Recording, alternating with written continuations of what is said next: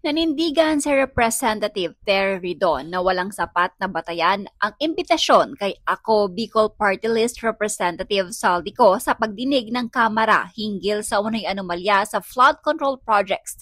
Ayon kay Ridon, nabanggit man ang pangalan ni Ko at dating Senadora Grace Poe sa usapin, ito ay may kaugnayan lamang sa budget insertion sa 2025 national budget na anyay wala namang direktang koneksyon sa flood control projects na tinatalakay ng komite. Dagdag pa ni Ridon, mas mainam na ituon ng komite ang investigasyon sa mismong may kontratista at proyekto na iniugnay sa mga umunay irregularidad sa halip na isama ang mga mambabatas na hindi naman direktang sangkot sa implementasyon ng mga flood control program. Samantala, ipinagtanggol din ni Ako Bicol Party List Representative Alfredo Garbin ang kanyang kapartidong si Saldico laban sa mga aligasyon na may kaugnayan sa umunoy anomalya sa flood control projects. Iginiin ni Garbin na hindi dapat si Ko ang itinuturo bilang sentro ng investigasyon.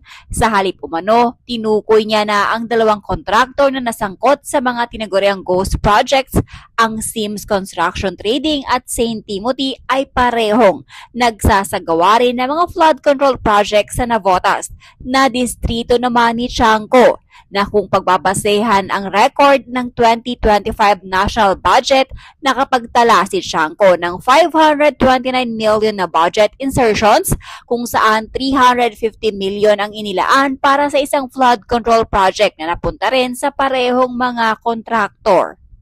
Tila nagtuturoon na ang mga representatives. Kung matatandaan, sinabi din ni Tiangco na ang ilang party list groups na umunoy konektado kay Ko ay nakatanggap ng mahigit 4 na bilyong alokasyon mula sa DPWH.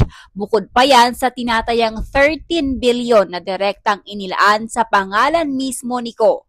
Katulad din ni Ridon ay hindi din sang-ayon si Garbin na isa lang sa komite si Ko dahil ayon dito hindi pwedeng maging resource person ang isang mambabatas. Dagdag pa ni Garbin, hindi din umano makatarungan para kay Saldico na sa kanya lamang umano nakatuon ang investigasyon kaugnay sa flood control projects.